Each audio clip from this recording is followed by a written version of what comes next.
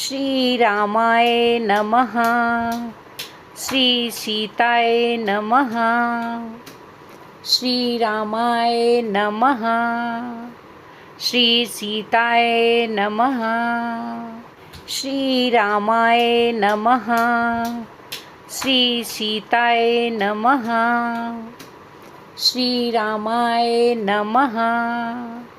श्री सीताय नमः। श्री रामाय नमः। श्री सीताय नमः। श्री रामाय नमः। श्री सीताय नमः। हेलो दोस्तों, आज मैं जो आप लोग के लिए अपने चैनल रंग बिरंगी दुनिया से वीडियो लेकर आई हूँ वो है माता सीता के जन्मोत्सव की।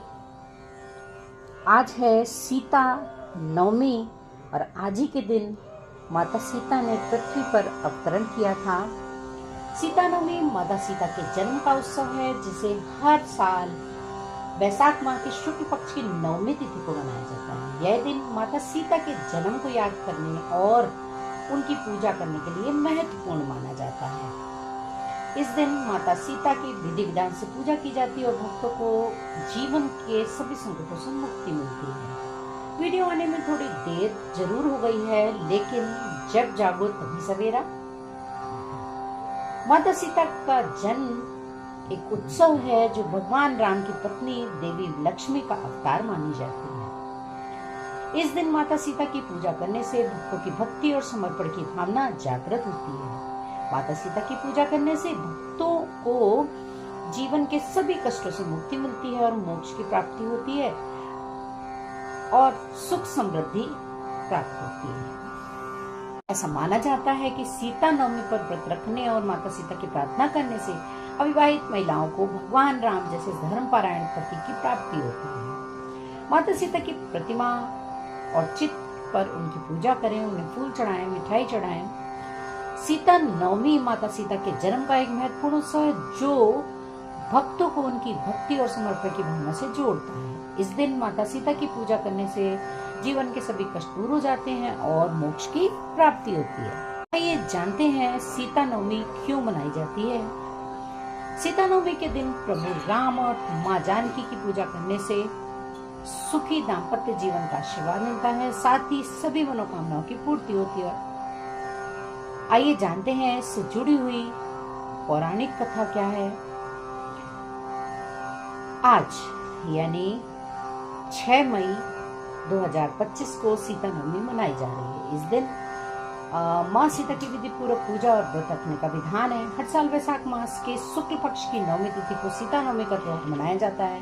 धार्मिक मान्यताओं के अनुसार इसी दिन माता सीता पृथ्वी पर प्रकट हुई थी, इसीलिए आज के दिन को सीता नवमी के रूप में मनाया जाता है। बता दें कि सीता जी राजा जनक की पुत्री थी, इसलिए उनका एक नाम जानकी भी है। सीता नवमी को जानकी जयंती के नाम से भी जाना जाता है।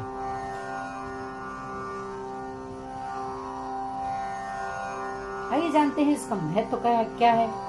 वैष्णव संप्रदाय में आज माता सीता के निमित्त व्रत रखने की परंपरा भी है। आज व्रत रखकर श्री राम की मूर्ति सहित माता सीता के पूरे विधि विधान से पूजन करना चाहिए, उनकी स्तुति करनी चाहिए। कहते हैं कि इस दिन जो कोई भी व्रत करता है उसे 16 महादानों और सभी तीर्थों के दर्शन का फल मिलता है। लिहाजा आज के दिन को आपको लाभ अवश्य उठाना चाहिए। साथ ही माता सीता और श्री राम के मंत्र का 11 बार जप करना चाहिए। उनका मंत्र इस प्रकार है: श्री सीताय नमः, श्री रामाय नमः। इस प्रकार मंत्र जाप करके माता सीता और श्री राम दोनों को पुष्पांजलि चढ़ाकर उनका आशीर्वाद लें। इससे आपके सारे मनोरथ सिद्ध होंगे और आपकी सारी इच्छाएं पूरी होंगी।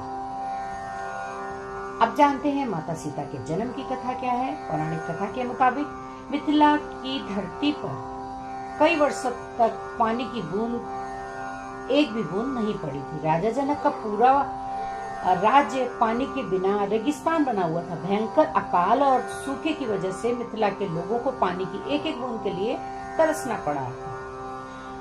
अपनी भूख और प्यासी प्रजा को देखकर राजा जनक जी विचलित से रहने लगे। मिथिला की बिगड़ती हालत को देखकर ऋषियों ने राजा जनक से कहा कि वो सोने की हल खुद खेत में चलाएं। सोने की हल खुद खेत में चलाएं, जिससे इंद्रदेव की कृपा उनके राज्य पर हो। इसके बाद जनक जी ने हल से खेत जोतना शुरू कर दिया। तभी उनका हल किसी बक्से से टकराया। फिर उन्होंने उस बक्से को बाहर निकाल कर देखा तो उसमें एक बच्ची थी।